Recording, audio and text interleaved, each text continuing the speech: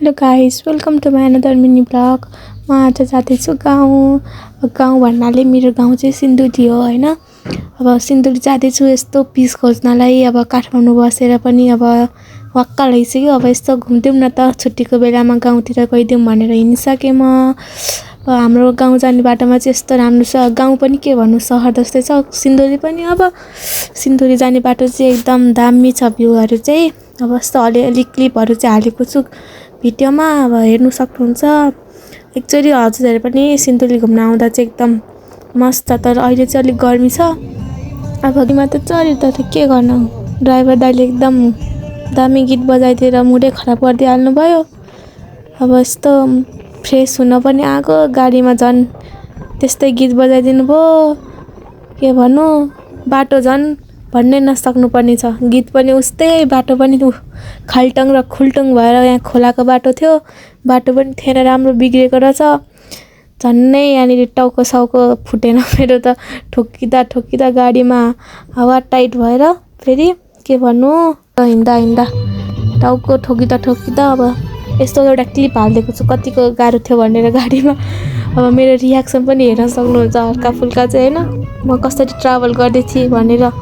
Piece खोज्न हिँडेको मान्छे झन्नै रेस्ट इन पिसै भयो बाटोमै। यस्तो टाउको ठोकिँदा त्यति मात्रै होइन क्या, फेरि टाउको मात्रै ठोकिँदा हुन्थ्यो त। यो सिन्धुली जाने बाटो यति घुमाउरो छ के भन्नु। मैले धेरै होइन 5 चोटि मात्रै भमिट गरेँ होला मैले। यहाँ धेरै त के भन्नु होइन, त्यति नै हो, 5 चोटि जति भमिट गरेँ। भ्यू चाहिँ एकदम राम्रो थियो तर बाटो चाहिँ एकदम खराब भयो। अब यो बाटो बन्न त 5-6 वर्ष लाग्ने होला। त्योभन्दा अलिक छिटै बनाउनु पर्यो। अरू ठाउँ हेर्दा चाहिँ एकदम गाह्रो छ हिँड्नलाई पनि। बाटोमा ट्राभल गर्नको लागि एकदम गाह्रो हुने भयो। यो बाटो चाहिँ अलिक छिटै बनाउनु पर्छ। जति खराब भए पनि भ्यू चाहिँ एकदम आनन्दको थियो। हेर्दाखेरि चाहिँ मजा आउँथ्यो। त्यो अलिअलि ठाउँमा मात्रै हो बाटो बिग्रियो, त्यसपछि त पिस थियो। पिस भन्दा पनि पुरै घुमाउरो बाटो थियो। यति चाहिँ गाह्रो भएको थियो। फेरि के भन्नु, हेर्न मात्रै आनन्द आउने खालको बाटो थियो कि। अब तपाईँहरू यस्तो सिन्धुली आउने विचार गर्नुभएको छ भने चाहिँ अब यस्तो बमिट समिट आउँछ भने ट्राभल गर्दाखेरि दबाई चाहिँ खाएर आउनु होला। मलाई यति धेरै रिग्रेट भयो दबाई नखाइकन आउँदाखेरि चाहिँ। पुरै घुमाउरो बाटो भएर अब पहिला त दबाई खाएर आउने गर्थेँ। अब योपालि चाहिँ बिर्सेछु खानालाई, एकदम गाह्रो भएको। यो चाहिँ हो होइन भएको बाटो। यहाँनिर चाहिँ मान्छेहरूले पूजा गरेर हिँड्ने मान्छेहरूले चाहिँ बाटोमा पूजा गरेर यहाँनिर ऐनाहरू धुन्डाउँछन् होइन। यसको बिहाइन्डमा चाहिँ एउटा एकदम डिप स्टोरी छ होइन। त्यो चाहिँ अब हजुरहरूले युट्युबमा पनि सर्च गर्न मिल्छ। मलाई चाहिँ राम्रो थाहा छैन, तर यो बाटोको नाम चाहिँ मलाई पनि थाहा छैन, त्यही भएर मैले ऐना भएको बाटो मात्रै भन्छु। अब बाटो चाहिँ यस्तै छ हेर्नु, पुरै गोल घुम्नुपर्छ बाटो चाहिँ। अब यही गोल घुम्दा चाहिँ मेरो हालत एकदम खराब भइसकेको थियो। मैले सबै क्लिपहरू चाहिँ राखेको छैन कि, किनभने मलाई एकदम गाह्रो भएर म त एकदम सुतिरहेको थिएँ होइन। 5 चोटि त भमिट गरेको थिएँ, अनि गाह्रो त भइहाल्छ नि। अब मेरो हालत एकदम खराब भइकन बल्ल गाडीबाट चाहिँ झऱ्यो। अब एकछिन यहाँ बसेर अनि अब घरतिर जाने हो। मेरो बुवा आउनु भएको थियो लिनलाई। बुवा बिचारा 1 घन्टादेखि वेट गर्दै हुनुहुन्छ रहेछ। अब बुवासँग घर जाने हो। 10-15-20 मिनट लाग्छ घर पुग्ने जेलसम्म चाहिँ। घर बेलामा चाहिँ अलिक फ्रेस भयो। अब त्यसपछि चाहिँ अब यहाँ मेरो हल्का फुल्का नाटकहरू हुँदैछ होइन। यस्तो आउटफिट देखाउने।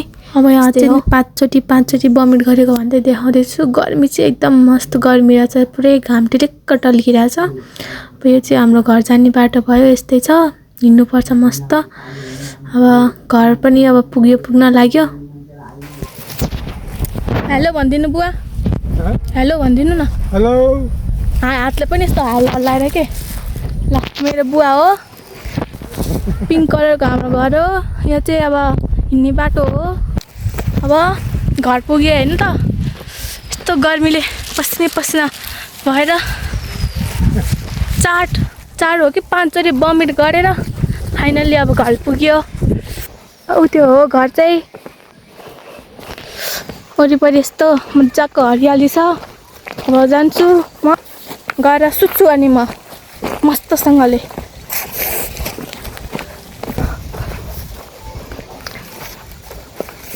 त्यो रुखमा आँप पनि देख्न सक्नुहुन्छ।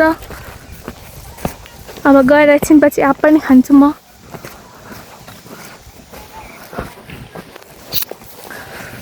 कसलाई भन्नु हेलो खोइ को छ कोही छैन भिडियो बनाएको के ल यो मेरो घर हो है गाइस फाइनल्ली आइपुग्यो अब घर आइपुग्यो अब यस्तो रेस्ट गर्ने हो ल यति मात्रै आजलाई गाइस बाई बाई अब भोलिदेखि अरू भ्लग आउँछ मेरो गाउँतिरको बाई